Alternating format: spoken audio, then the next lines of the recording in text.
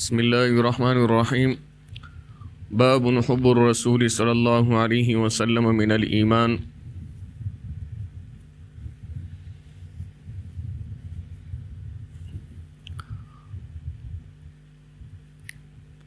هغه ورځ په دغه باب باندې او په راتلونکي باب باندې تاسو لیکل کړي دي او اوس لیکل مه لیکئ، غوږ ونیسئ ښه. اول بحث دلته په رواتو باندې دی، د حدیث راویان.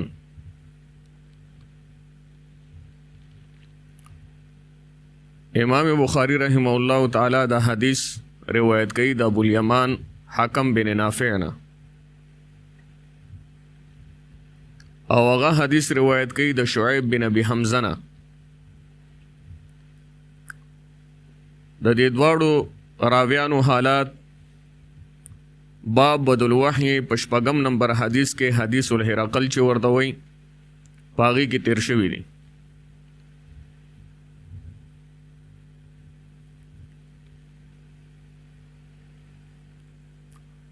او د دې پسې چې کوم راوي دی د هغه نوم ابو الزناد دی، خپل نوم یې عبدالله بن ذکوان دی. امام سفیان ثوری رحمه الله به ورته امیر المؤمنین فی الحدیث ویل، او امام بخاری رحمه الله تعالی د ده په باره کې فرمایي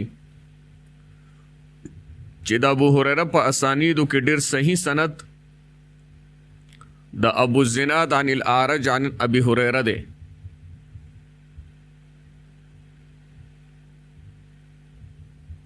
او د په 130 هجری کې وفات دی. کومه خبره چې نوی نو هغه لیکئ ښه، چې تاسو ته پته وي چې دا خبره هم نه ده لیکلې. او د ابو الزناد نه پس چې کوم راوي راځي هغه اعرج دی، خپل نوم عبدالرحمن بن هرمز دی، کنیت ابو داود دی، او دا تابعی دی. اعرج په نوم باندې دوه راویان دي. دلته چې کوم اعرج دی د ده نوم عبدالرحمن بن هرمز دی او دا ثقه راوي دی، تابعی دی. ابو هریره رضی الله عنه نه عبدالرحمن بن قاری او ابو سلمان روایات نقل کړي، او دنه مخکې یو جماعت حدیث نقل کړي چې پاغي کې امام زهری دی، یحیی ابن ابي کثیر دی، او یحیی انصاری رحمه الله تعالی دی، او دی په 119 هجری کې وفات شوی دی.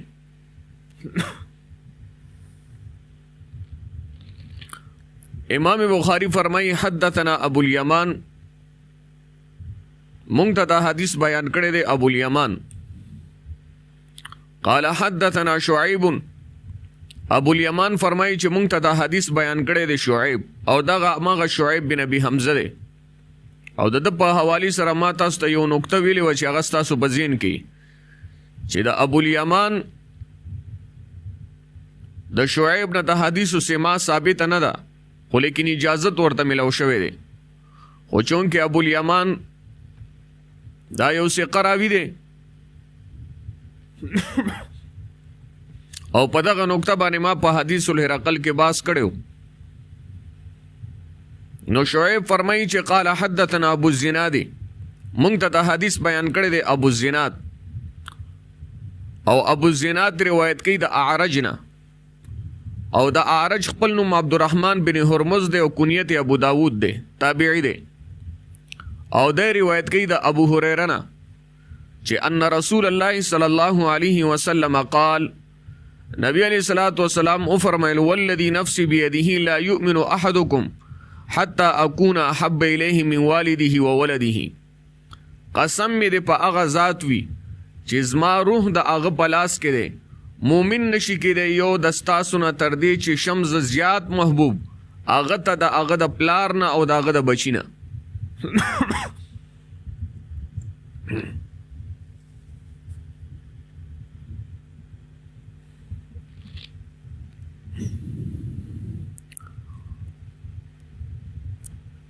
امام بخاری رحمه الله د دې حدیث نقل کولو نه پس امدقه حدیث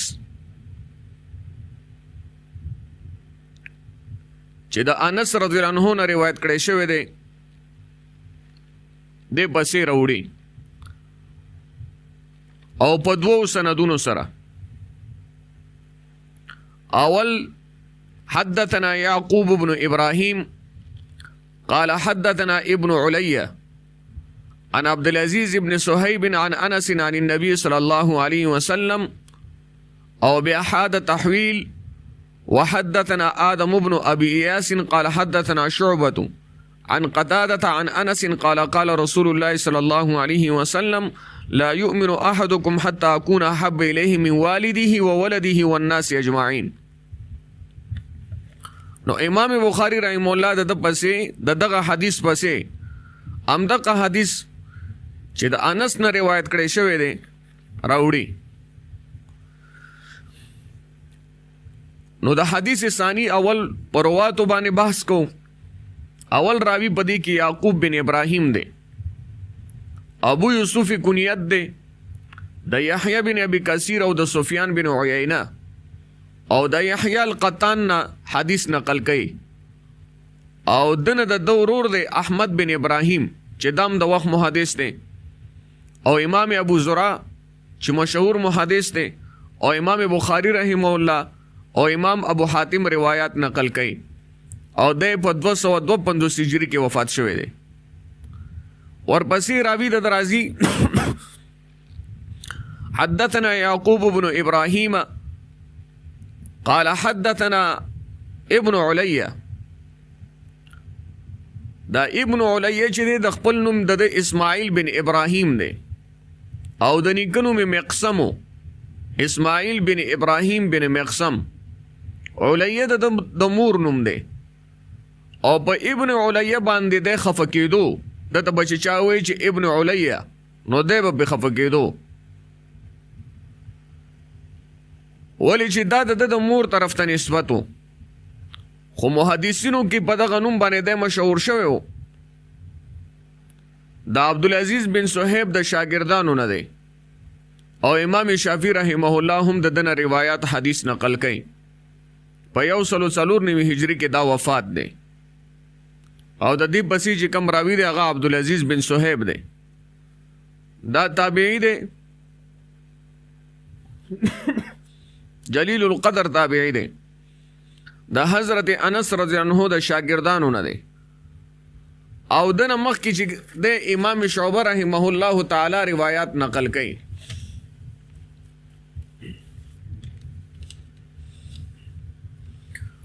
د په 113 هجری کې وفات دی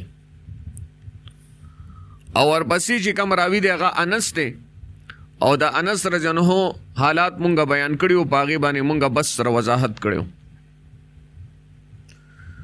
او راضی راویانو حالات مونږه بیان کړی دي.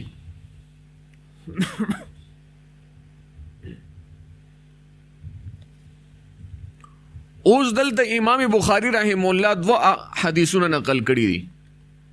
په اولنی حدیث کې لا یؤمن احدکم حتى اكون احب الیه من والده وولده تردیز پر الفاظ دی. وګوره اول حدیث تا حدثنا ابو اليمان قال حدثنا شعيب قال حدثنا ابو الزناد عن الاعرج عن ابي هريره ان رسول الله صلى الله عليه وسلم قال والذي نفسي بيده لا يؤمن احدكم حتى اكون احب اليه من والده وولده تردیز پر الفاظ دی په اول حدیث کې. او د دې سند چې ابو اليمان سند تو ګوره ابو اليمان او بیا شعیب او شعیب د ابو الزناد نه او ابو زناد د اعرج نه او اعرج د ابو هريره نه د حدیث نقل کړي. اوس راځي دویم حدیث ته. سوچ کوی دلته خپ غور کینه.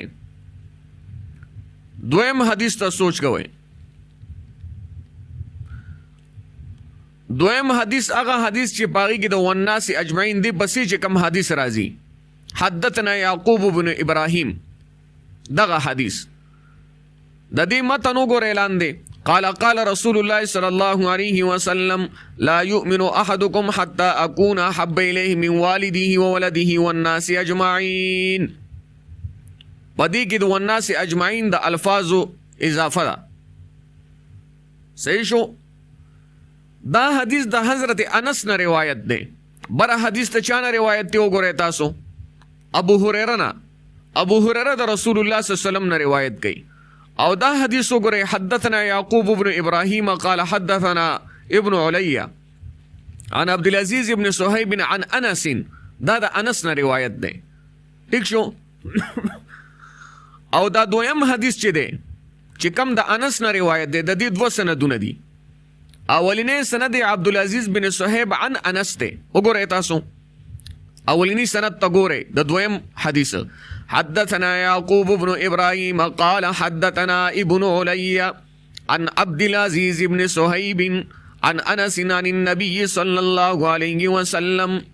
دا اولینی سند دی. اولینی سند عبد العزيز بن صهيب عن انس دی. او پورا سند یعقوب بن ابراهيم اغا ابن علي اغا د عبد العزيز نا اغا د صهيب نا اغا د انس نا.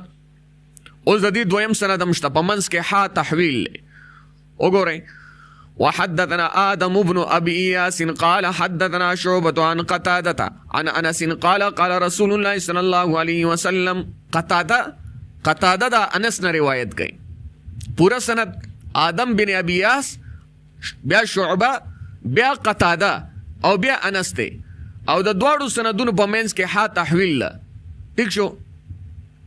خودل ته یو نقطه ساتي یا ساتي پزین کې غور سره کینې چې امام بخاری رحمه الله الفاظ د حدیث د قتاده نه چې کوم روایت دی هغه نقل کړی دي. دا دویم سند چې کوم دی قتاده نه چې کوم روایت دی د حانه پس چې کوم دویم سند راځي حدثنا آدم بن ابي ياسين. امام بخاری الفاظ د حدیث چې کوم قتاده نه روایت دي چې انس نه روایت کړي الفاظ د حدیث هغه راوړي دي. او د عبد العزيز بن صهيب الفاظ د حدیث نه دي نقل کړي. سند راوړی دی خو الفاظ د حدیث نه دي نقل کړي. مقصد د امام بخاری تایید د ابو هريره د حدیث دی. ٹھیک شو. نو عبد العزيز بن صهيب نه چې کوم حدیث نقل دی پاغي کې الفاظ بدل دي. د عبد العزيز بن صهيب په حدیث کې من اهله و ماله دی. ٹھیک شو. څه شه دی من اهله و ماله. لکه دلته دی من والده و ولده. نو پاغي حدیث کې الفاظ راځي من اهله و ماله. نو قتاده چې کوم حدیث ته دا دویم سند د دویم حدیث دویم سند قتاده نه چې روایت ته انس نے روایت کړي دا حدیث الفاظ بعینه ما غدي چې کوم د ابو هريره نه نقل دي اولینی حدیث. یعنی امام بخاری دا دویم حدیث چې راوړی دی د په دوه سندونو سره راوړی دی. یو عبد العزيز بن صهيب نه او یو قتاده د انس نه. خو الفاظ د عبد العزيز بن صهيب نه دي. الفاظ د قتاده چې انس نه کوم روایت کړي هغه الفاظ دي. ولی چې د عبد العزيز بن صهيب په الفاظو کې من اهله و ماله الفاظ اضافه ده. او د امام بخاری مقصد دا دی چې په دویم حدیث سره د اولینی حدیث تایید وکي. ٹھیک شو. نو قتاده نه چې کوم روایت نقل دی هغه بعینه ما غدي چې کوم اولینی حدیث کې دي چې هغه ابو هريره روایت دی. ٹھیک شو. نو دی وجنه امام بخاری رحمه الله د عبد العزيز بن صهيب الفاظ نقل نکړل. اگر چې سند راوړو تاییدنه او الفاظ نقل نکړل الفاظ د قتاده نقل کړل چې کوم هغه د حضرت انس نه نقل کړی دي. او د قتاده چې کوم الفاظ دي هغه د ابو هريره چې کوم حدیث نقل کړی دی. ٹھیک شو. عارض چې د ابو هريره نقل کړی ولنه حدیث د اغه بعینه مقشه الفاظ دي. نو امام بخاری د قتاده نه د حدیث الفاظ نقل کړل. ٹھیک شو. اوس پاتې شو دل خبره بحث د ها د تحویل. اگر چې بدی باندې ما تاسو په حدیث الجود کې ډیره اوږده خبره کړې و. ٹھیک شو. بحث د ها چې هغه په بخاری کې اولینې ځای د دوو سندونو په منځ کې ها راغلی و. ٹھیک شو. او دا ها د حدیث په کتابونو کې په مسلم او ابو داود کې په کثرت سره راغلی ده. ٹھیک شو. متقدمونو کې په دها کې سباس نه دی کړی سوا د حافظ ابن صلاح نه. مقدمه ابن صلاح چې لیکلې ما تاسو ته هغې باندې وضاحت کړی. ټیک شو. خو په دها کې د محدثینو دوه قوله دي. ستاسو د ذهن تازه کېدلو لپاره یو ځل بیا وایم او بیا به داسې څه نه وایم چې ستاسو په ذهن کې دا خبره پرته وي چې یا دا ها معجمه ده او یا ها مهمله ده. په های معجمه کې دوه قولونه دي، یعنی په خا کې په نقطې سره دی دا خا، یا خدا د تخفیف نه دی او په دې کې خفت دی د کلام طویله. اصل کې دا دلالت کوي په الی آخر الحدیث باندې. ٹھیک شو. مطلب دا چې حدثنا یعقوب بن ابراهیم قال حدثنا ابن علیان عبد العزیز بن صہیب عن انس عن النبي صلی الله علیه وسلم الى آخر الحدیث. ها دا اصل کې و چې خا دا په نقطې سره ده او دا دلالت کوي په الی آخر الحدیث باندې او په دې کې خفت دی د کلام طویله. ٹھیک شو. او په های محمله کې بې نقطې ها کې دا کومه ها چې دلته لیکل شوې ده په دې کې څلور اقوال دي. اول قول دا دی چې دا مخفف د الحدیث نه ده. څنګه؟ لکه دا شی حدثنا يعقوب بن ابراهيم قال حدثنا ابن علية عن عبد العزيز بن صهيب عن انس عن النبي صلى الله عليه وسلم الحديث. مطلب هذا الحديث یا اقرأ الحديث الى آخره. اقرأ الحديث الى آخره. دویم قول چې دا مخفف د الحایلنا. طالب چې ها ته ورسیږي لستون کې د بخاری چې کله ها ته ورسیږي نو او به وایي چې الحایل او بیا به بل سند یعنی سند ثانی شروع کی. معنا دا چې د سند اول او د سند ثانی په منځ کې حایل یو رکاوټ. حایل په معنا د رکاوټ. دریم قول دا مخفف د صح نه دی. صح د تصحیح سند لپاره لیکل کېږي چې لستون کې د حدیث نه دا شک پیدا نشي چې د سند صحیح سا دلته کمه شوې ده یا د سند په متن کې څه کمې راغلې ده. ځینو محدثینو د اغې ځینو محدثینو دغه سي زینو کې چې د حافظ باندې صح لیکلي دي. لکه ابو سعد خلیلی ما تاسو ته ویلو یا ابو عثمان صابونی دا محدثین دي مشهور. دوی چې کله دغه سي زینو تراشي نو صح لیکي د حافظ باندې. دا غوي پریز باندې دا قول د مخفف د صح نه دی. ٹھیک شو. او سلورم قول چې دا ډیر مشهور دی چې دا ها مخففه د تحویل ده. دلته د تحویل مطلب دا دی چې محدث یو سند لیکي او داغه سند نه مخ بل سند طرف ته واړي. چې شو ټیک شو. چې محدث یو سند لیکي او د هغه سند نه مخ بل سند طرف ته واړي. تحویل قبله مخړول. ټیک شو. تحویل مخړول. تحویل قبله الفاظ اوریدلی دي تاسو کنه. یعنی دویم سند لیکل شروع کی نو پدې کې اشاره ده د سند بدلېدو ته. ٹھیک شو. او تحویل زکه کوي چې د دې ډېرې فائدې دي چې د یو حدیث سو سندونه وي د خوف توالت لوجنا محدثین مرکزی سند پورې هر سند بل بیانوي او د مرکزی سند نه پس خو سند بیا یو شي نو تمام مسند لپاره بیا یو سند بیانوي. مرکزی سند هغه شیخ مشترک ته ویل شي چې بچا باندې ټول سندونه هل ترجمه کیږي. ټیک شو. بار لل دی باندې مونږه وضاحت کړې د مخ کې او بار به په شو کوله او دا خبره بزین کې کینه وي. دا بحث ته هاو. اوس رازو مقصد د امام بخاری رحم الله ته چې امام بخاری رحم الله دا باب ولې راوړو چې حب الرسول من الايمان. حب الرسول صلی الله علیه وسلم من الايمان. مقصد د امام بخاری د باب ذکر کولو نه عقده کوم چې د باب امور الایمان نه تر دغه باب پورې تمام بابونو نو ابواب نو. باب امور الایمان کې چې د امام بخاری کم مقاصدو کم مقصدو بیا هغې پسې باب المسلم من سلم المسلمون. بیا د هغې پسې باب راتلو ای الاسلام افضل. بیا د هغې پسې باب راغلو باب اطعام الطعام من الاسلام. او بیا د هغې پسې باب راغلو باب من الايمان ان يحب لاخيه ما يحب لنفسه. نو امام بخاری رحم الله چې کم تیر شوي بابونه دي گذشته ابواب دي باغی کې د امام بخاری چې کم مقصد هغه مقصد د امام بخاری رحم الله مقصد دلته دی د امام بخاری رحم الله مقصد دلته مقصد دی اول مقصد د امام بخاری وهم د حصر وبون الاسلام علی 50 باندې ٹھیک شو داغي ازاله ده چې اسلام په 5 امور کې منحصر نه دی زه فقط نقطه وایم په دې باندې تیرو بابونو کې مونږه بس سره وضاحت کړی دی دویم مقصد د امام بخاری مقتضیات الایمان ذکر کړي مقتضیات د ایمان نه چې د یو بنیاد چې د یو بنیاد حیثیت لري هغه حب الرسول دی ٹھیک شو مقتضیات الایمان ذکر کړي او مقتضیات د ایمان نه چې د یو بنیاد حیثیت لري هغه حب الرسول صلی الله علیه وسلم دی دریم ترکیب د ایمان یعنی ثابتول ترکیب د ایمان او توثیق د خپل دعوی چې ایمان مرکب دی ځکه چې حب الرسول صلی الله علیه وسلم من الایمان معنا دا چې محبت د رسول صلی الله علیه وسلم د ایمان جز دی هر شی چې زو اجزا شو هغه مرکب دی نو فل ایمان مرکبون ٹھیک شو او سلورم ثابتول لدی خبره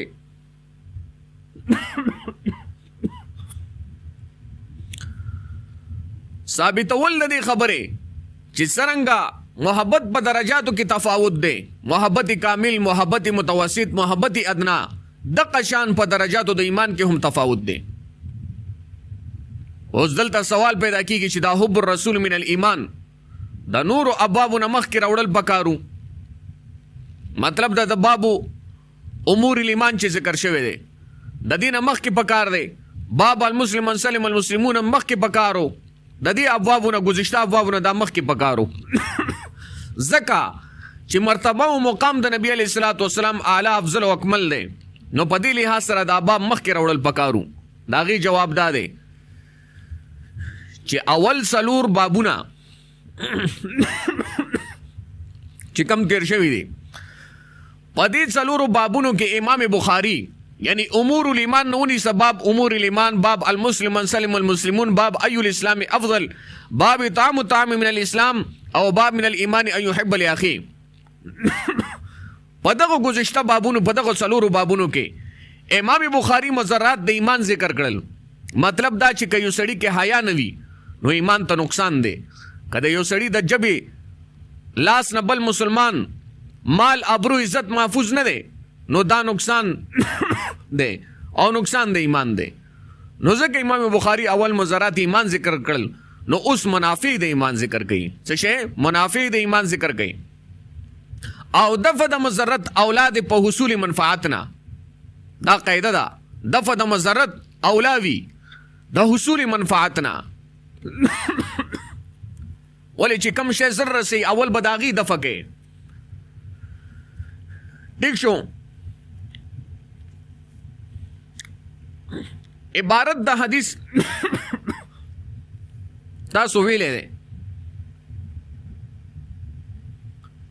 او ترجمه د حدیث د اول حدیث ترجمه شوی ده او د دویم حدیث ترجمه مکه شه ده یعنی قسم می دی په اغزا چیز مارو دا غ پلاس کې ده مومن نشي کې ده یو دستا سنا تر دې چې شم زیات محبوب اغه ته داغه د پلارنا او داغه د بچینا او د ټولو خلقونه او ځینې علما فرمایي چې لا یؤمن احدکم کې د کمال ایمان ذکر دی او ځینې وایي چې کمال ایمان نه عین ایمان مراد دی محبت د نبی علیہ الصلوۃ والسلام تر څو پورې چې د یو انسان په زړه کې د هغه د والدنا ولدنا مطلب اولادنا او ټولو خلکو نه زیات نه نو د مؤمن نشي کېدلی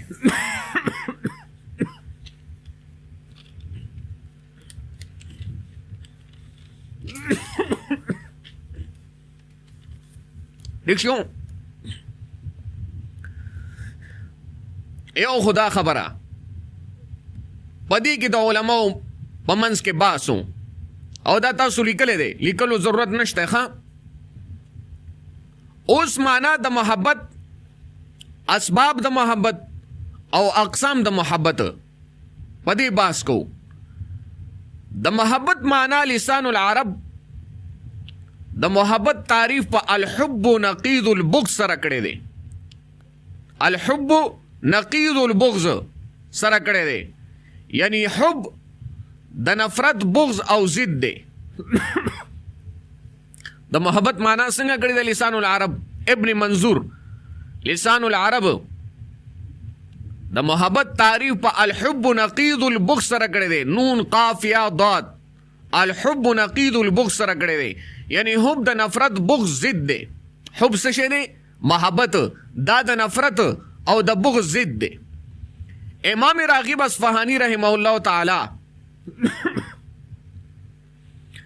ارادت ما تراه او تظنه خیرا، ارادت ما تراه او تظنه خیرا تعریف کړی دی د محبت په دې الفاظو سره چې ارادت ما تراه او تظنه خیرا، محبت هغه اراده چې په لیدلو او په ګمان کولو کې تا ته ښه ولګي، یو شی ښه او مفید ګڼل، یعنی یو شی ارادت ما تراه او تظنه خیرا، یو شی ښه او مفید ګڼل، د هغې اراده کول، هغه خوښول، دې ته محبت وایي.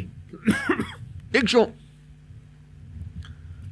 اسباب د محبت او اسباب د محبت چې دي هغه بنیادی درې دي. یو جمال دی، یو کمال دی او یو احسان دی. ٹھیک شو. یو سړی هغه ته الله جمال او حسن ورکړی دی. یو سړی وایي چې الله د ډېر جمال ورکړی دی، لوی حسن ورکړی دی، د بوجه باندې د سبب زما د مینې د جمال دی، د دې سړي جمال دی، الله د جمال ورکړی دی. ٹھیک شو. نو دا د سبب د محبت کې دی. دویم کمال دی. یو سړی دی اهل کمال خلق په دنیا کې تیر شوي دي، لوی لوی کمال والا، رب العالمین هغوی ته لوی کمال ورکړی په فنونو باندې، په علومو باندې، په اخلاقو کې. ٹھیک شو. نو د یو کمال په انسان کې یو سړی وي ما دې سړي کې دا کمال دی، په دې وجه باندې زما د سره مینه ده، یو احسان دی.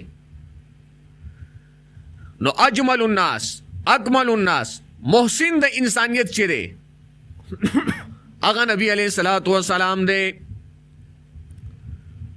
د حسن بن ثابت اشیر ما تاسو ویلو کنه، واحسن منك لم تر قط عيني واجمل منك لم تلد النساء، واحسن منك لم تر قط عيني واجمل منك لم تلد النساء.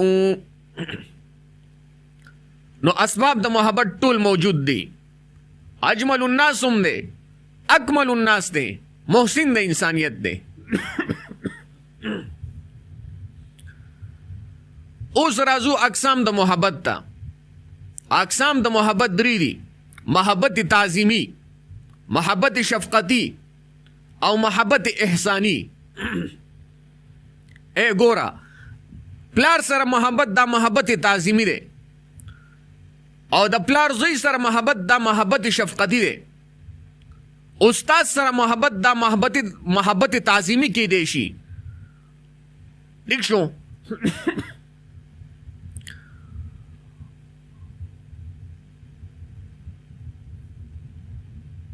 د استاد د شاګرد، ما استاد یاد کړو کنه، د شاګرد د استاد سره محبت چې دا محبت تعظیمی کې دی شي.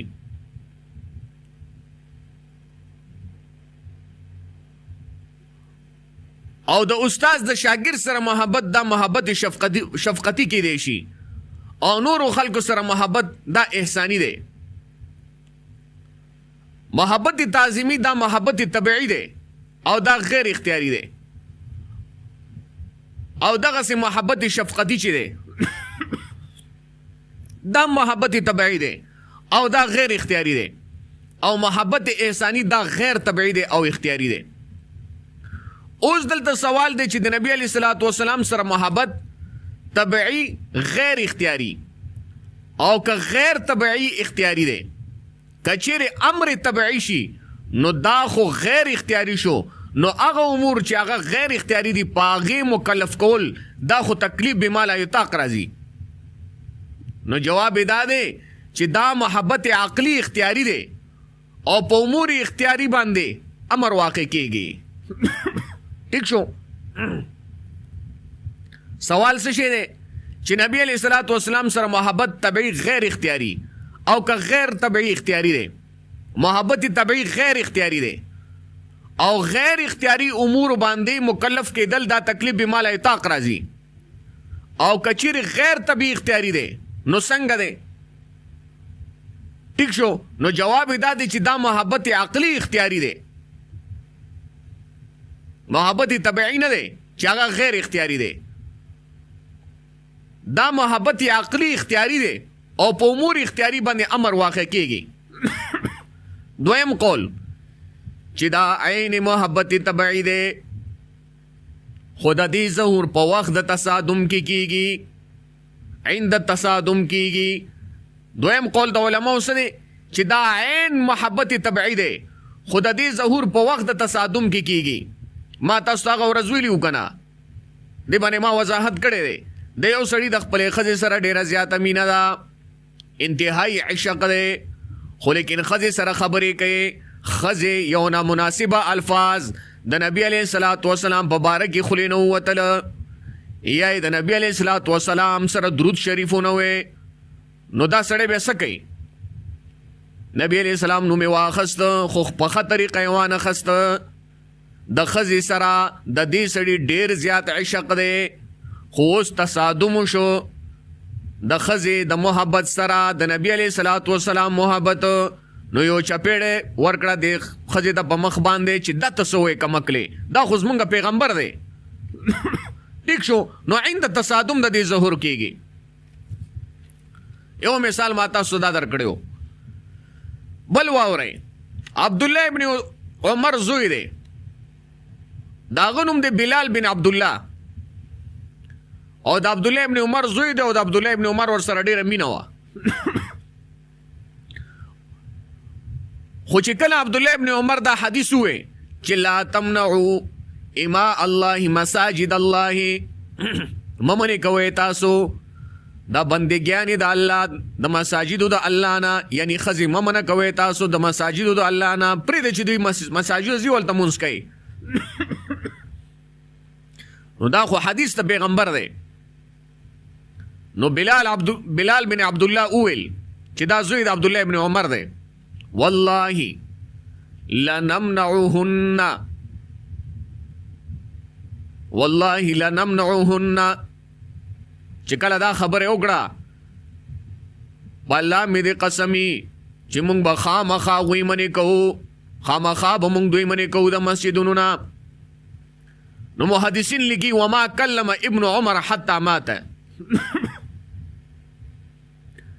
ابن عمر رضی الله عنه عبدالله ابن عمر تر مرګ وخت پورې خپل بچی سره خبرې ونه کړې، عند تصادم شو کنه محبت. ٹھیک شو. نو دا محبت طبيعي دی خو عند تصادم د دې ظهور کېږي، اسې پټي اسې ظهور نه کېږي. خو چې کله تصادم شي د نور بل محبت سره ټکراو راشي بل محبت سره بیا د دې ظهور کېږي. لکه خبیب بن عادی، خبیب بن عادی نوم تاسو اورېدلی دی، صحابي دی، د مکې مشرکینو قتل کړی دی او ډېره درناکه واقع ده. د کله چې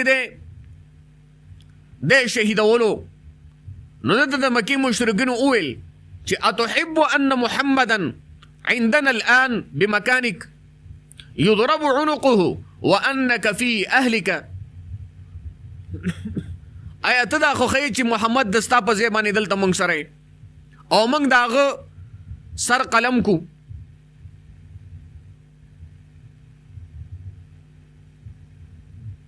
او ته په خپل کور والا سره، ته په خپلو اهل و عیال سره، خپلو بچو سره. دا د مکې مشرکینو ووی. په هغه وخت کې چې خبیب بن عادي شهیده و، نو خبیب بن عادي ورته وایي والله ما احب ان محمد الان في مكانه الذي هو فيه تصيبه شوكة تؤذيه. والله زه خدام نه خوښومه چې رسول الله صلی الله علیه وسلم په هغه ځای کې دلته خو پرېږده چې په هغه ځای چې په کوم ځای کې هغه دی چې داغه په خپه کې داغه په بدن کې چرته یو ازغې نه نوځي هغه ازغې نه وتلم زنه خو کوم چې هغه د تکلیف ورسي تاسو غلا دا خبره کوي چې ستا په ځای باندې هغه یو هغه مونږ دلته شهید کو وانی جالس فی اهلی او زه دې ناست یم خپلو بچو سره دا څه شو دا محبت تصادم شګنا بخپل نفس باندې فوقیت ورکو رسول الله صلی الله علیه وسلم ته محبت د نفس راغی محبت د اهل و عیال راغی او محبت د رسول الله صلی الله علیه وسلم راغی تصادم شو نو بیا وسور دوی ما احب ان محمد الان في مكانه الذي هو فيه تصيب شوكة تؤذيه واني جالس في اهلي پالا میری قسمی چې محمد چې پخپل کمزه کې دے دے التدت یو ازغه ورسیږي او د ازغه بننو چې د بجسم باندې او د تکلیف ورسیږي او زه په داسې حال کې چې زه په خپل کور او بچو سره ناست یم په خپل کور کې ناست یم زه خو دا هم نه خوښوم ټیک شو ځینو علما لیکلي چې د محبت 5 قسم دي یو محبت طبعي دی یو محبت عقلی دی یو محبت احسانی دی یو محبت جمالی دی او یو محبت کمالی دی محبت 100 قسم دي محبت 5 قسم دي محبت طبعی اولی کئی محبت طبعی دویم محبت عقلی دا اولی کئی محبت طبعی محبت عقلی محبت احسانی محبت جمالی او محبت کمالی محبت طبعی لکه د مور و پلار او د اولاد محبت دا محبت طبعی غیر اختیاری دی محبت طبعی لکه د مور و پلار د بچو د مور و پلار سره محبت او د مور و پلار د بچو او د اولاد سره محبت دا محبت طبعی غیر اختیاری دی دویم محبت عقلی دی په محبت عقلی کې انسان د فائدې او نقصان اندازه لګي بیا د فائدې په صورت کې هغه محبت کوي دا هم اختیاری دی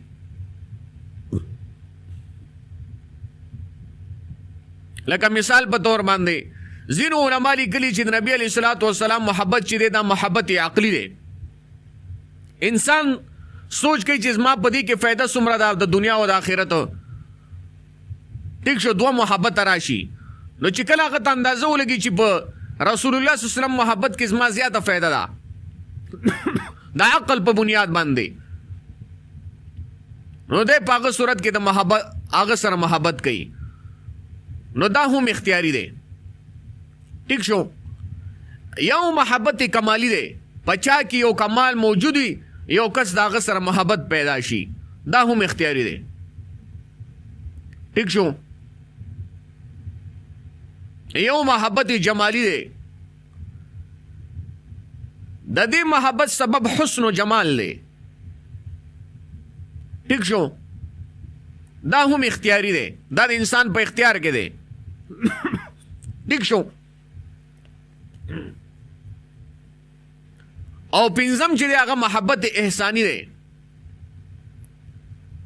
د احسان په وجه سره محبت پیدا شي یو انسان د بل سره احسان وکي ٹھیک شو د مجبورې په حالت کې هغه سره نیکی وکي الانسان عبد الاحسان انسان څه شی دی بنده د احسان دی الانسان عبد الاحسان نو یو لوی نیکی ورسره وکي یو احسان ورسره وکي نو د احسان په وجه ورسره محبت پیدا شي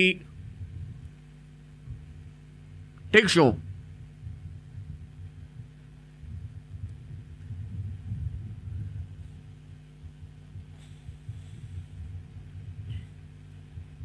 او ځینو علما لیکلي دي چې دا نبی علیه الصلاۃ والسلام سره محبت چې دی محبت کمالی دی محبت جمالی دی محبت احسانی دی او محبت عقلی دی نو کدا سلور وړه را جمع شي محبت طبعی هم نه منلی شي نو دا چې دی اشد شو په قوت کې د محبت طبعینا اگر چې ځینو علما قول دا دی چې دا محبت طبعی دی او د دې تصادم عند تصادم ظهور کیږي،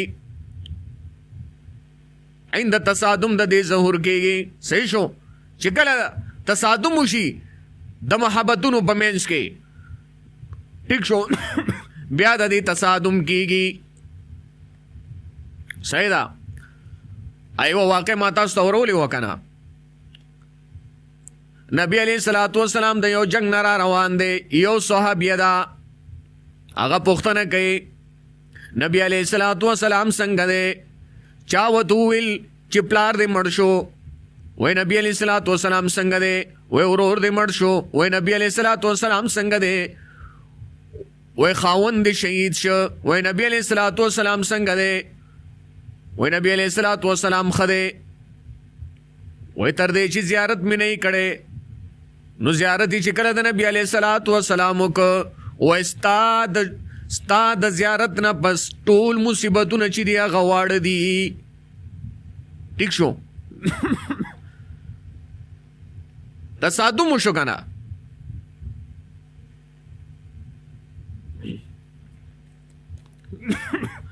اوس دلته بل سوال پیدا کیږي چې دا والد په ولد ولی مقدم کړو؟ د ولد محبت خو زیاتی،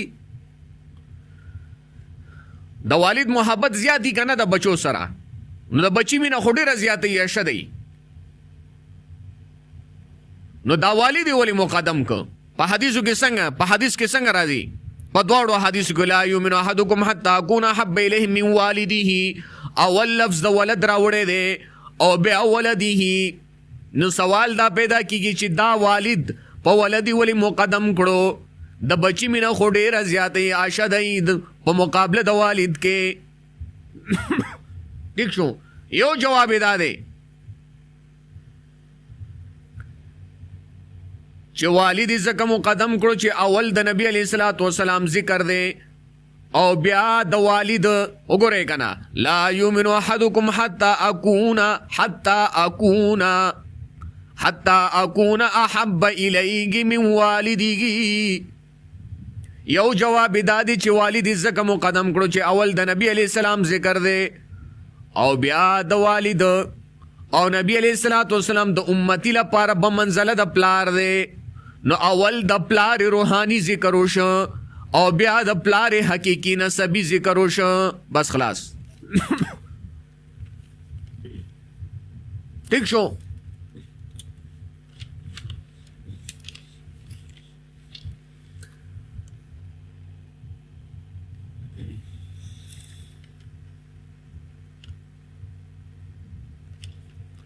بل جواب، تقدیم د والد په ولد باندې دا تقدیم تعظیمی دی.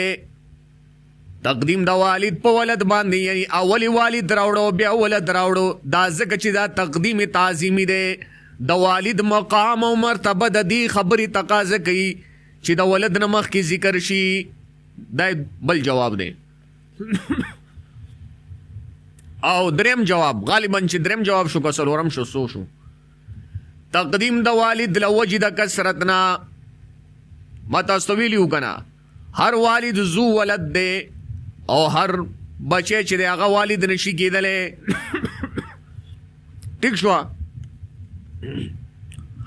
اوس بل سوال دا پیدا کیږي چې والد ذکر کړه والدې ذکر نه کړه، والد ذکر کړو او والدې ذکر نه کړه، دا ولې؟ جواب دا دی چې دلته والد نه مراد زو ولد دی. والد څه ته وایي؟ زو ولد. آغا څنګه وایي؟ من له الولد، یعنی هغه چې هغه لپاره اولادي. من له الولد هغه ته څه وایي؟ والد وایي. چا لپاره چې اولادي هغې ته والد ویلی شي، یعنی زو ولد ورته ویلی شي. او د زو ولد اطلاق په مور او پلار دواړو باندې کېدلی شي. د زو ولد اطلاق په مور او پلار دواړو باندې کېږي. ٹھیک شو. زو ولد یعنی من له الولد، نو دی کې مور هم راغله.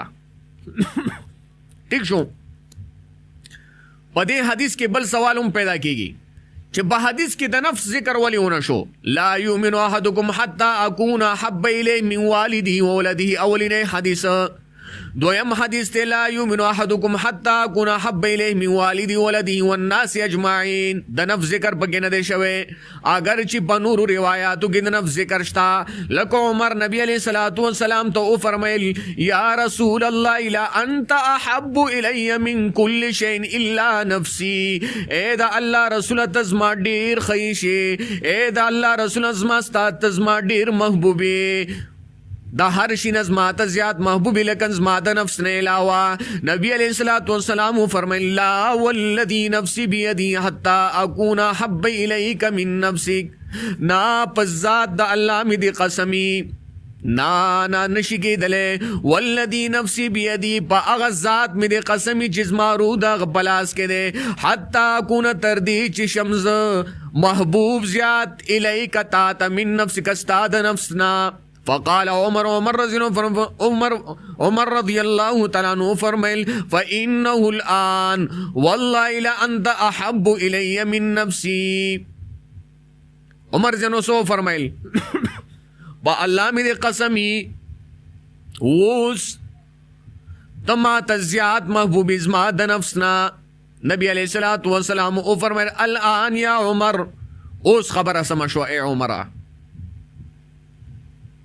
نو په حدیث کې خو په بل حدیث کې نفس ذکر راغلی دی او دلته د نفس ذکر نشته. جواب دا دی چې په دویم حدیث کې والناس اجمعین، نو په دې کې نفس راغی کنه. والناس اجمعین عموم دی، نو په دې کې نفس راغی. ٹھیک شو والناس اجمعین، نفس پکې راغی، ته پکې راغلی، زه پکې راغلم. تمام مخلوقات، تمام انسانان چې په کور ارضي باندې اوسېږي، د الله په ځمکه باندې اوسېږي، والناس اجمعین پکې راغلل. تمام نفوس پکې راغلل، زما نفس تا نفس تمام انسانان پکې راغلل. نو حدیث مکمل شو. اوس دا حدیث مکرر ولې راوړو؟ یعنی دا حدیث په تکرار سره ولې راوړو؟ دا ځکه مکرر راوړو چې دا اخره حدیث تتمه ده د اولینی حدیثو. اولینی حدیث څنګه دی؟ لا یؤمن احدکم حتی اکون احب الی من والده وولده. کتاب ته ګورئ او سوچ کوئ، اخوا دې خوا مه ګورئ، بیا به نه پوهېږئ. سوال دا دی چې دا حدیث مکرر ولې راوړو؟ مکرر یعنی په تکرار سره ولې راوړو؟ بیا ولې راوړو؟ دوباره ولې راوړو؟ ٹھیک شو. دا ځکه مکرر راوړو چې دا اخره حدیث تتمه ده د اولینی حدیث. په دې سره دا حدیث تکمیل کوي. دا تتمه ده د اولینی حدیث. اولینی حدیث ته لا یؤمن احدکم حتی اکون احب الیه من والده وولده. ٹھیک شو. پاغي کې د والناس اجمعین الفاظ نو. او په دویم حدیث تو ګوره لا یؤمن احدکم حتی اکون احب الیه من والده وولده والناس اجمعین. او په دې کې د والناس اجمعین الفاظ دي، او په والناس اجمعین سره حدیث مکمل شو. ٹھیک شو. خجی ورپسې باب دی حلاوت الایمان باب دی. اگر چې په دې باندې ډېر لیکل بل ورستا سګړي، دا باب دی په بیان د خوږوالي د ایمان کې، یعنی لذت د ایمان. زدی وجنه یو ورځ تاسو ته کتابت کومه چې تاسو ولیکئ، پای کې مهم نکته، او په دویم ورځ باندې به تاسو غوږونی سي خپل املا ته وګورئ چې هغه کې موږ څه غلطي خو نه ده کړې، او که کومې خبرې پاتې شوي یا زیاتي خبرې اضافي خبر راشي هغه ولیکئ. بیا دا باب دی په بیان د خوږوالي د ایمان کې، یعنی لذت د ایمان. اوس اول راځو ځکه چې زمونږ د سبق ترتیب دا دی چې اول مونږ روات حدیث وایو، دا حدیث راویان دا غي تعارف کو مختصر، او بیا غي نه پس مونږ د حدیث تشریح وضاحت کو. روات د حدیث چې دی اولینې محدث ته محمد بن مسنہ، دا د بصری اوسیدونکی دی. ابو موسی د کنیت دی، او د وخت لوی امام وکی بن جراح، سفیان بن عیینه او ابن علیہ چې مخکې تیر شوی دی چې خپل نوم اسماعیل بن ابراهیم بن مقسم دی، داغه نه حدیث نقل کړي دي. او د دې امام بخاری امام ابو زرع محمد بن یحیی الزهلی چې مشهور عالم دی مشهور امام دی امام بخاری سره چې کله مخالفت راغلی وو ما په مقدمه بخاری کې د ذکر تاسو ته کړی دی او امام ابو حاتم نے روایت امام ابو حاتم د دنه روایت نقل کړی دي چاچا امام بخاری امام ابو زرع امام ابو حاتم او محمد بن یحیی الزهلی او دې په 252 هجری کې وفات دی او د دې حدیث دویم راوی دی عبد الوهاب الثقفي عبد الوهاب د خپل نوم دی او د پلار نوم عبد المجید دی دا د بصری اوسیدونکو دی بصری دی ابو محمد کنیت دی د امام شافعی رحم الله امام احمد بن حنبل چې ائمه متبوعین ندي دا دواړه یحیی بن معین د څلور ائمه دو ائمه دي امام شافعی او امام احمد بن حنبل یحیی بن معین او د امام علی بن مدینی د دوی استاد دی دا د امام شافعی استاد دی د امام احمد بن حنبل استاد دی د یحیی بن معین استاد دی او د امام علی ابن مدینی استاد دی علی ابن مدینی مشهور امام دی مشهور محدث دی په بخاری کې بتا است راضی د روایت د وفات نسلور کاله مخ کې د په حافظه کې فرق راغلی او ځینو علما لیکلي دي او دا ثقه دی لوی متقی لوی پرهیزګار دی د ائمه متبوعین د امام شافعی او د امام احمد بن حنبل استاد دی د مشهور محدث یحیی بن معین استاد دی او د امام علی ابن مدینی استاد دی او د وفات نسلور کاله مخ کې د حافظه کې فرق راغلی او په 104 هجری کې د وفات دی او دویم چې کوم دی دریم راوی آغا ایوبی سختیانی دی او د نوم ایوب دی او د بلار نوم ابو تمیمه کیسان دی ابو تمیمه کیسان او د په ایوب سختیانی باندې مشهور دی دا تابعی دی جلیل القدر تابعی دی د حضرت انس سره ملاقات شوه دی حسن بصری رحم الله د ابو قلابه نه چې مشهور تابعی دی ابو قلابه مخکې داغي حالات برازي ان شاء الله اوس محمد ابن سیرین دام تابعی دی او امام مجاهد رحم الله او نور ائمه حدیث لوی لوی تابعین نه د حدیث نقل کړي او ددن عمر بن دینار امام سفیان ثوری قتاده سفیان بن عیینه تر دې چې محمد ابن سیرین هم ددن او امام منیفر رحم الله هم ددن او نور ګڼ شمیر محدثین ورنه حدیث نقل کړي او په 101 هجری کې د وفات دی دا حالات تاسو لیکلي دی او چې کم ځای کې نه لیکلي نو هغه ولیکئ او بل ابو قلابه دی عبد الله بن زید نوم دی مشهور جلیل القدر تابعی دی ابو قلابه مشهور جلیل القدر تابعی دی لوی تابعی دی لوی متقی لوی پرهیزګار دی لوی محدث دی ابو قلابه کنیت دی او هم په دغه باندې دی مشهور دی اگر چې د خپل نوم عبد الله بن زید او د مشهور بابو قلابه باندې دی چې دا د کنیت په کنیت باندې دی مشهور شوی دی د انس بن مالک نه د ثابت بن قیس بن ضحاک انصاری نه ٹھیک شو انس بن مالک د ثابت بن قیس ضحاک انصاری او د نور صحابه کرامو نه حدیث نقل کړي په 104 هجری کې د وفات شوی دی ٹھیک شو د حضرت انس د شاګردانو نه دی ابو قلابه او بل راوی چې دی هغه حضرت انس بن مالک دی هغه مخکې ذکر شوی دی ٹھیک شو نو حدثنا محمد بن المثنى قال حدثنا عبد الوهاب الثقفي قال حدثنا ايوب عن ابي قلابه عن انس عن النبي صلى الله عليه وسلم امام بخاری رحم الله فرمای مقتدا حدیث بیان کړی دی محمد بن مثنى هغه فرمای مقتدا حدیث بیان کړی دی عبد الوهاب الثقفي هغه وی دا حدیث مونږ ته بیان کړی دا ایوب هغه روایت کوي دا ابي قلابه نه هغه روایت کوي دا انس نه هغه د نبی علیہ الصلوۃ والسلام نه روایت کوي چې نبی علیہ الصلوۃ والسلام فرمایل ثلاث دري خصلتون دي ثلاث دري خصلتون دي من كن فيه هغه کس چې وي دا درې خصلتونه پاغي کې وجد حلاوت الایمان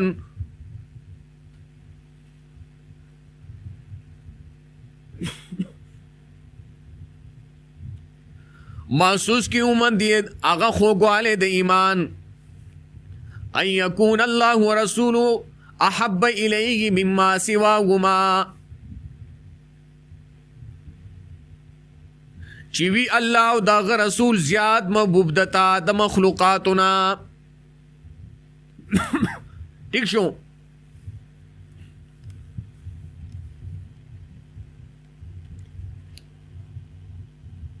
اوس امام بخاری رحم الله دلته مکه مقصد چې کوم پتیر شوی بابونو کې وو یعنی ازاله د وهم د حصر چې بنی الاسلام والا 50 نه پیدا شوی چې اسلام فقط پنځو امور کې منحصر دی دویم مقصد د امام بخاری ترکیب د ایمان دی او دریم مقصد یعنی ترکیب د ایمان ثابتول او د خپل دعوی توثیق قول توثیق د خپل دعوی کول او دریم مقتضیات د ایمان او دلته یو نقطه ده حضرت شیخ الهند رحم الله فرمایي چې امام بخاری رحم الله د دغه باب په ذریعہ د مرجئو هغه فکر تردید کوي هغه فکر رد کوي چې طاعت مفید نه دی او معاصی ضرر نه رسي ایمان ته ٹھیک شو د مرجئو نظریه او عقیده د ایمان په باره کې تاسو ته معلومه ده کنه چې ایمان بسیط دی مرکب نه دی نه تصدیق قلبی نوم دی او اس قسم د کمی او زیاتوالی قائل نو په ایمان کې او د اقرار باللسان او بالخصوص د عمل بالجوارح د دې ضرورت نشته دی ٹھیک شو لہذا طاعات مفید نه دی او معاصی ضرر نه رسي ایمان ته دا د هغوی نظریه او فکر امام حضرت شیخ الهند رحم الله فرمایي چې امام بخاری د دغه باب په ذریعہ د مرجئو د هغه فکر تردید کوي چې طاعات مفید نه دي او معاصی ضرر نه رسي ایمان ته امام بخاری د دغه باب نه ثابت کړه چې اعمال سره په ایمان کې حلاوت پیدا کیږي چې اعمال سره په ایمان کې حلاوت پیدا کیږي حضرت شیخ الهند فرمایي چې امام بخاری د دغه باب نه ثابت کړه چې اعمال سره په ایمان کې حلاوت پیدا کیږي د مرجئو فکر داو چې طاعات مفید نه دي ایمان کې هیڅ قسم کمواله او زیاتواله نه راولي تکمیل امور د ایمان نه دي ٹھیک شو او معاصی هیڅ قسم ضرر نه رسي ایمان ته د عمل بالجواری قائل نو ٹھیک شو نو حضرت شیخ الهند رحم الله فرمایي چې امام بخاری د دغه باب نه ثابت کړه چې اعمال سره په ایمان کې حلاوت پیدا کیږي خوږواله پیدا کیږي لذت پیدا کیږي او راضی بابو تاسو وګنه تاسو عبارت ویلې ده څنګه دا راضی باب څنګه ده آیت الایمان حب الانصار و آیت النفاق بغض الانصار او راضی باب کې دویمه جمله چې دا و آیت النفاق بغض الانصار نه دینه ثابت کړل و آیت النفاق بغض الانصار دینه ثابت کړه چې معاصی مضر دي دینه ثابت کړه چې معاصی مضر دي و آیت النفاق بغض الانصار د نفاق نخص شری علامت د انصار سره بغض کول دي کنه ٹھیک شو نو حضرت شیخ الهند رحم الله فرمایي چې حلاوت الایمان په باب سره ثابت کړه چې په اعمالو سره په ایمان کې حلاوت پیدا کیږي او د مرجئو په فکر باندې تردید وکړه او رد وکړه او په راضی باب سره چې او آیت النفاق بغض الانصار دی ثابت کړه چې معاصی مضر دی گناہ مضر دی گناہونه چې دي دا ضرر رسي معاصی مضر دی ٹھیک شو حافظ ابن حجر رحم الله فرمایي چې امام بخاری مخکې ذکر کړو چې محبت د رسول الله صلی الله علیه وسلم د ایمان جز دی او اوس په دې باب کې دا ذکر کوي چې پاغي کې چې بدغه محبت کې به حلاوت خوږواله کوم سیس پیدا کیږي پوه نه شوي حافظ ابن حجر فرمایي چې امام بخاری مخکې ذکر کړو چې محبت د رسول الله صلی الله علیه وسلم د ایمان جز دی ګوره مخکې څنګه باب دی چې تیر شو موږ په وضاحتو کې باغی باندې باب حب الرسول صلی الله علیه وسلم من الایمان. حافظ ابن حجر فرمایي چې امام بخاری مخکې ذکر کو چې محبت د رسول الله صلی الله علیه وسلم د ایمان جز دی. اوس په دې را روان باب کې یعنی حلاوت الایمان چې کم باب دی په دې باب کې دا ذکر کوي چې په دغه محبت کې به حلاوت خوږواله لذت کوم څه سره پیدا کیږي. نو ثلاث من كن فيه یعنی ثلاث خصال درې خصلتنا ثلاث من كن فيه ثلاث یعنی ثلاث خصال درې خصلتنا من كن فيه چې بچا کې دا درې خصلتونه وي اومندل شي. ٹھیک شو وجد حلاوت الایمان د به عمومي خوږواله د ایمان د اومند خوږواله د ایمان د محسوس کلی عزت د ایمان چې بچا کې دا درې خصلتونه درې خصلتونه کم کم دي. ها د دې نه مخکې یو خبره په ذهن کې کېنه وي چې د دې لذت لپاره تفاوت دی درجات دي. لذت تلذذ خوږواله حلاوت د دې لپاره درجات دي. لږ خوږ ډېر خوږ ډېر زیات خوږ. تاسو چېرته شربت کړی دی که نه لږه چیني پکې سړی واچوي بیا پکې ډېره واچوي د هغې نه زیاته پکې ډېره واچوي. نو څنګه چې د خوږوالي لپاره درجات دي نو دلته حلاوت په معنا د تلذذ شو لذت شو نو د لذت لپاره تفاوت دی درجات دي. یو سړی د ملیریا ده اوس خاصې د ګرمۍ موسم دی د خلکو ملیریا ډېره کېږي الله دې وساتي د مریضۍ نه خلک. او په ملیریا کې چې د خوله ترخی تبی او چې کته په یو سړي باندې ډېر خوږ شی ومخورې شربت پې وڅکې شات پې وخورې ګبین پې وخورې چینی پې وخورې حلوا دا ډېر خوږ شی مته ورکې نو په هغه باندې تریخ لګي هغه ته لذت نه رسېږي. هغه حلاوت د دې شهدو د دې شاتو د دې ګبینو د دې بورې د دې چینی د میټایي او د خوږ شی نشي حاصلولی. نو یا یو د سړي ژبه خوږ ده ما تاسو ته مثال بل ورځ هم درکړی و نه دی کامل لذت نشي حاصلولی. کامل لذت لپاره کامل صحت پکار دی. نو کامل لذت د ایمان کامل لذت د ایمان کامل حلاوت د ایمان هغه سړی حاصلولی شي چې هغه کامل الایمان وي. څنګه چې کامل الصحت کامل لذت حاصلولی شي د یو شي ټیک شو خوږوالی حاصلولی شي د یو شي د شادو د بورې د چینی د شربت دغسې کامل لذت د ایمان کامل حلاوت د ایمان هغه سړی حاصلولی شي چې هغه کامل الایمان وي. اوس دلته د علماو په دې کې بحث دی چې دا حلاوت حسي دی او که معنوي دی. ځینې علما وایي چې دا معنوي او باطني حلاوت د دې نه مراد دی او دې نه مراد طاعات نه لذت محسوسول دی.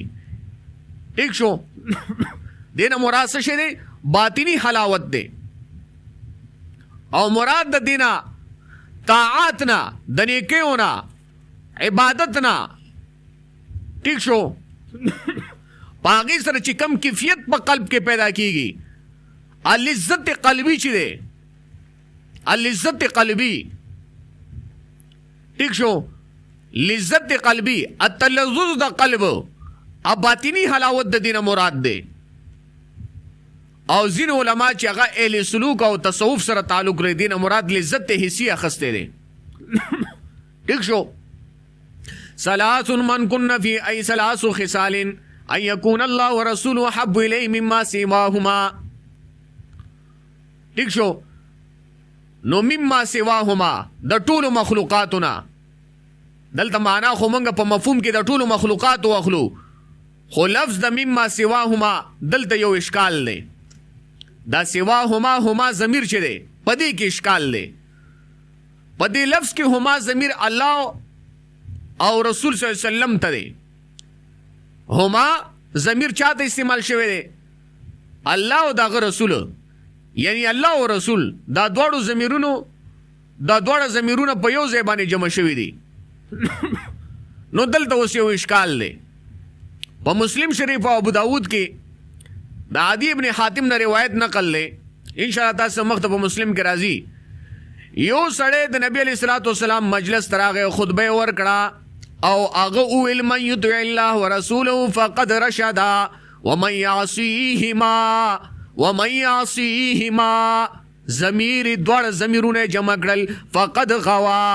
نبی علیہ الصلوۃ والسلام تو فرمایل بیس الخطیب انت قل ومن يعص الله ورسوله. نبی علیہ الصلوۃ والسلام ورته ویل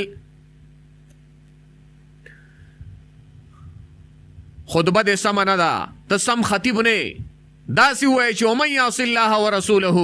دا ضمیرونه دواړه مه جمع کوه دلته. ٹھیک شو. ګوره په لفظ مما سواهما کې دا هما ضمیر چې دی، ٹھیک شو، دا هما ضمیر چې دی دا د دینه مراد څوک دی؟ الله او دغه رسول دی. یعنی دواړه ضمیرونه د الله لپاره ضمیر او د رسول لپاره ضمیر په یو ځای باندې جمع کړو راوړل. او دلته د نبی علیہ الصلوۃ والسلام په مجلس کې یو کس راځي، عدی بن حاتم نه روایت ته چې خطبه ورګي، هغه وایي من یطع الله ورسوله فقد رشد ومن يعصيهما فقد غوا. چې کله ومن يعصيهما ویل هما کې دلته بیا دو ضمیرونه دي چې الله او د رسول ضمیرونه په یو ځای باندې جمع کړل. نبی علیہ الصلوۃ والسلام تو فرمایل بیس الخطیب ان تقول ومن يعص الله ورسوله. مزیدار خطیب نے، سم خطیب نے داسی وای چې ومن يعص الله ورسوله دا ضمیرونه په یو ځای باندې ما جمع کوا. اوس دلته اشکال دی چې نبی علیہ الصلوۃ والسلام په یو ځای دواړه ضمیرونه جمع کول منع کړل او دلته دواړه ضمیرونه په یو ځای راغلل. الته منع کړی دي او دلته په یو ځای باندې راغلل. علماء کرام د دې ګڼ شمېر جوابونه کوي. یو جواب دا دی چې په خطبه کې تفصیل او وضاحت پکار دی، او هغه کس چې اختصار یې کړی اختصار وشکنه ومن يعصيهما تفصیل ونشو، نو په وضاحت په خطبه کې تفصیل او وضاحت پکار دی. نو نبی علیہ الصلوۃ والسلام لپاره د وضاحت لپاره د څه لپاره د وضاحت ورته فرمایل چې په خطبه کې تفصیل او وضاحت پکار دی. قل ومن يعص الله ورسوله داسې وایي چې ومن يعص الله ورسوله ومن يعصيهما موایا ضمیر د الله او د رسول په یو ځای باندې مجمع کو. دا اختصار دی. یو جواب علما دا کوي. دویم کېدای شي چې نبی علیہ الصلوۃ والسلام په مجلس کې داسې یو کس ناستو چې هغه ته د دې جملې نه ومن يعصيهما نو وهم د تسویه بین الله او رسول پیدا کېدو چې الله او دغه رسول برابر دی. ٹھیک شو، تسویه د بین الله او د رسول پیدا کېدو. نو ځکه نبی علیہ الصلوۃ والسلام فرمایل قل ومن يعص الله ورسوله چې چاته چې د کس دا وهم پیدا نشي چې الله او دغه رسول یو دی.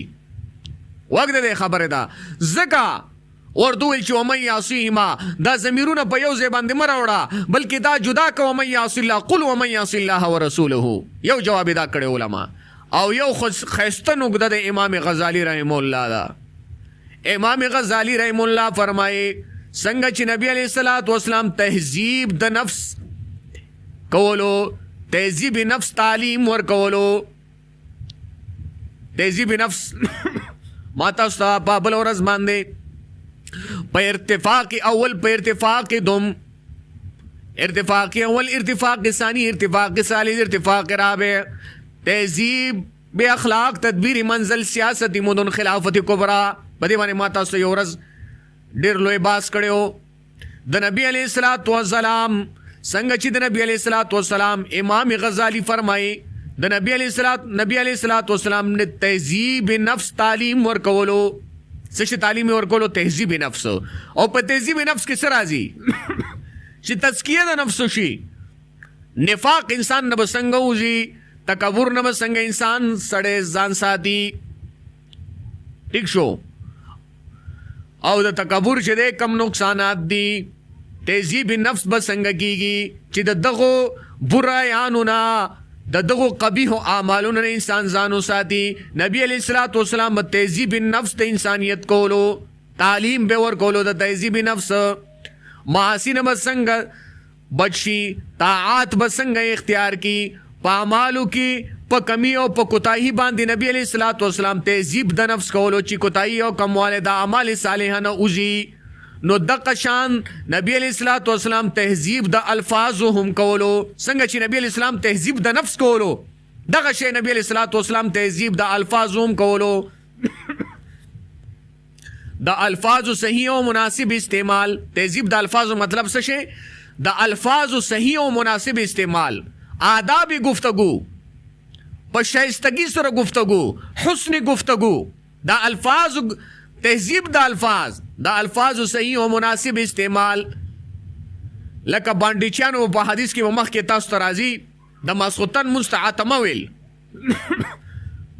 عین تین میم عین تی تا میم ها عتمه نو نبی علیہ السلام او فرمایل تاسو عتمه موي بلکې عشاء وای باندیچانو بسوي عتمه د ماسختن مانځتا نبی علیہ الصلوۃ والسلام فرمایي تاسو د باندیچانو په شان باندې ماسختن مستعتمه موي بلکې تاسو عشاء وای نو د تهذیب الفاظ په سلسله کې چې کوم نه راشي او دا د تهذیب الفاظ په سلسله کې راغله کنا و من یعصیهما دا خدا الفاظ په باره کې وا نبی علیہ الصلوۃ والسلام چې څنګه تهذیب د نفس کولو تعلیم ور کولو چې ګناهونو نه انسان سړی څنګه بچي د نفاق نه د تکبر نه په اعمالو کې په کمی او کوتاهی باندې نبی علیہ الصلوۃ والسلام نے تهذیب د نفس کولو په کوتاهی او په کموالی د اعمال صالحه نه چوزي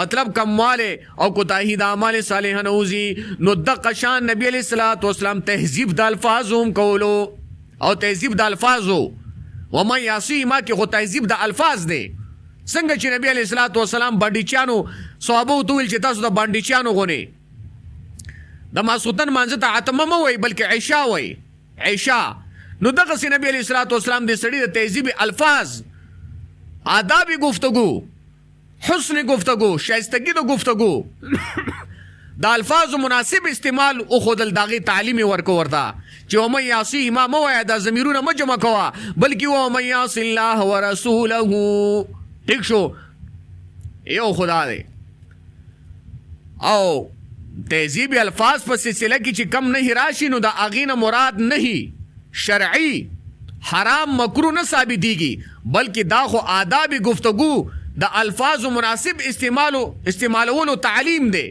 مطلب دا چې تهذیب الفاظ په سلسله کې چې کم شین من راشي مطلب دا چې د تهذیب الفاظ په سلسله کې چې د کوم شین من راشي یا مطلب دا چې تهذیب الفاظ په سلسله کې چې کوم شین من راغلی داغي استعمال خلاف اولاده لکه دغه سړی د نبی علیہ الصلوۃ والسلام په مجلس کې خطبه ویلا دو ضمیرونه جمع کړل اگر چې دا جایزو ضمیرونه جمع کول جایز دي لیکن خلاف اولاو ځکه نبی علیہ الصلوۃ والسلام تو فرمایل چې دا دواړه چې دی بیل بیل کا دا دواړه ضمیرونه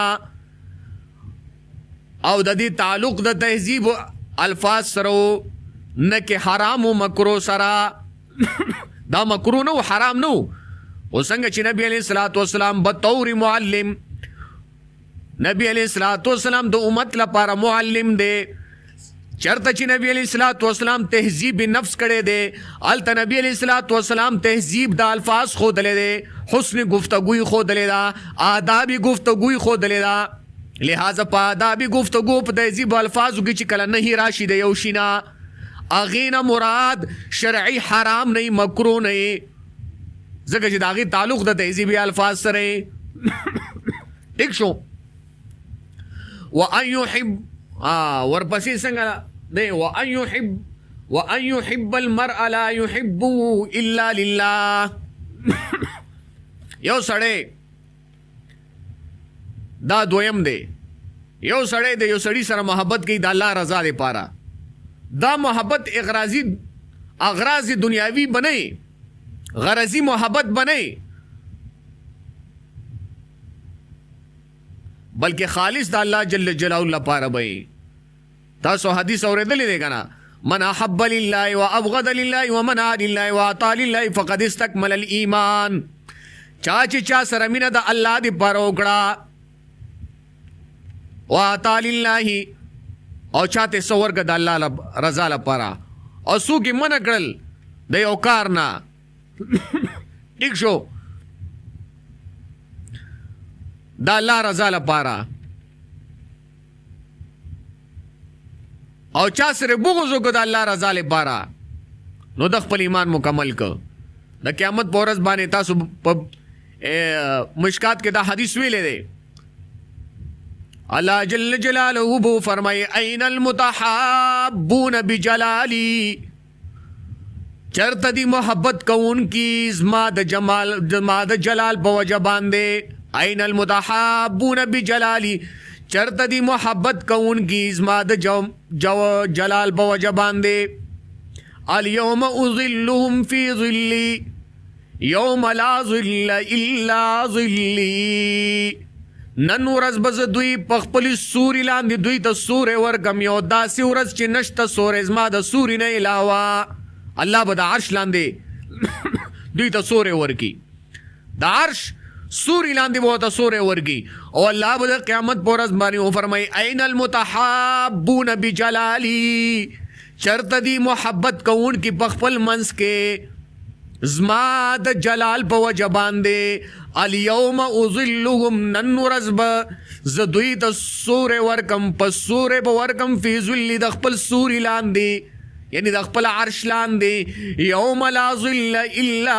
ظلی یو داسې ورځ چې سورې نشتا زما د سوري نه علاوه یعنی زما د عرش د سوري نه علاوه په بخاری کې بتاستو حدیث راځي نبی علیہ الصلوۃ والسلام فرمائی سبعۃ یظلهم الله فی ظله یوم لا ظل الا ظله قیامت پر ورځ الله جل جلاله وو کسانو ته سورې ورکی د عرش ته سوري لاندې داسې ورځ چې سورې بنوي الله د سوري د علاوه پاک به یو کس امام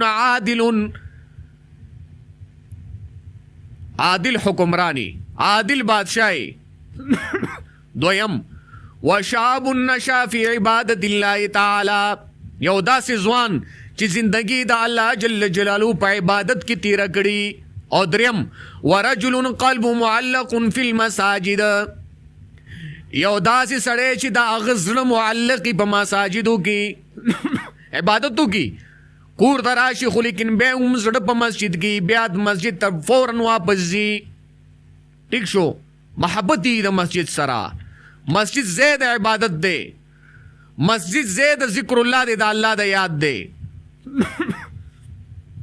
ٹھیک شو ورجلان تحابا فی الله او دو کسان چې محبتی په خپل مینس کې د الله لپاره اجتماع علیه وتفرق علی پاغي باندې جمع کیږي او پاغي باندې جدا کیږي د یو بل نه ٹھیک شو الله به سورې ورګي دغه دواړو کسانو ته د عرش لاندې به سورې ورګي ورته په داسې ورځ باندې چې بل سورې به د الله د سورې نه علاوه نه ورجل دعته امرأة ذات منصب وجمال فقال اني اخاف الله یو سړی ته به یو ښایسته حسینه جمال والا لوی منصب والا زنانه دعوت د زنا ورکی دعوت د بدکارې ورکی فقال اني اخاف الله دا سړی به وایي زه د الله نه ویریږم ما ته د الله ډار دی ښایسته حسینه جمیله ښځه به لوی منصب والا به خو لیکن دې سړي ته به چې کله دعوت ورکي دی به ورته فقال اني اخاف الله زه د الله نه ویریږم قیامت په ورځ به د الله دغه سړی چې الله ډارې په زړه کې و کامل یره د الله په زړه کې وه الله به د خپل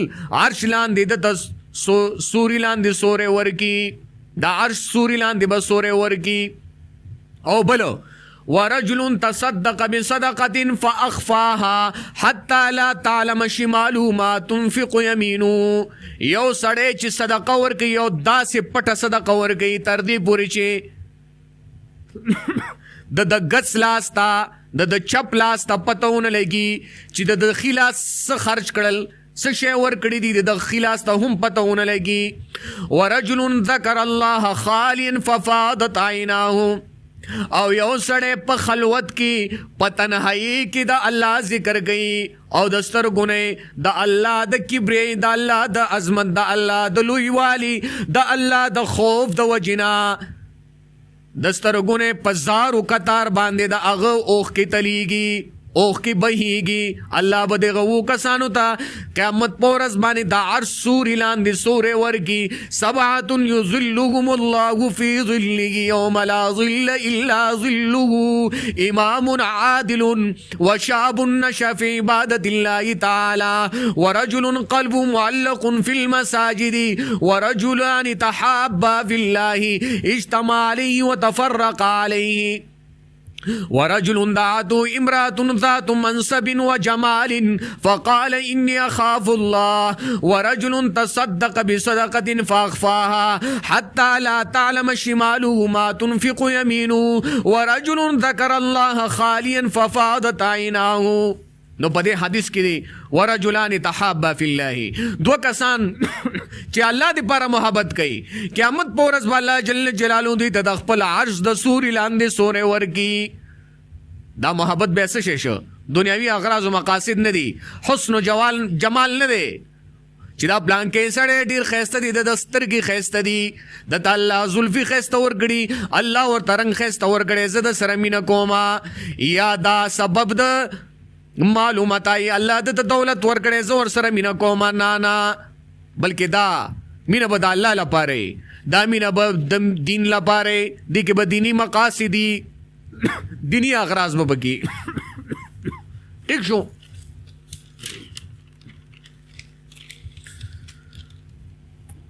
وان يكره ان يعود في الكفر كما يكره ان يقذف في النار، او چې دې بدګنی ان يعود فی الكفر دا چې دې واپس راو ګرځي کفر ته کما یکره ان يقذف فی النار لکه چې دې بدګنی چې وګرځول شي دې اورتا. کله چې حلاوت د ایمان پسینه کې جمع شي،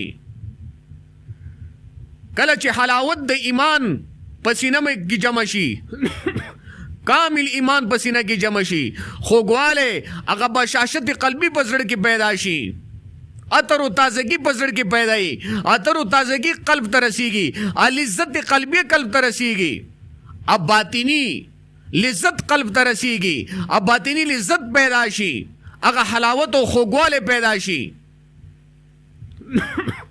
بیا چې الته کفر نه جمع کیږي الته اقا کار نه کیږي چې هغه د منشأ الهی خلاف تا چې هغه د الله جل جلاله د منشأ خلافي هغه د الله او د رسول د مرزه خلافي هغه کار بیلته نه کیږي. او یو خدا او دویم دا چې حلاوت ایمان هغه چاته محسوسیږي چې هغه کفر دا سي بدګنی لکه چې دی دوباره ورته ورغورځول کیږي ٹھیک شو. نو بیا به د حلاوت د ایمان محسوسي. بس ته سبق ډیرو شو نور ان شاء الله العزیز به مخکې سبق وای دی باندې مخکې خبره شوې دا راځي باب سره به ډیره بدوي خو صلی الله تعالی علی خیر خلق محمد و علی وصحبه اجمعین. اغه نخبه الفکر راولېږي مات نخبه الفکر راکړی خو بڑا ور شدار والو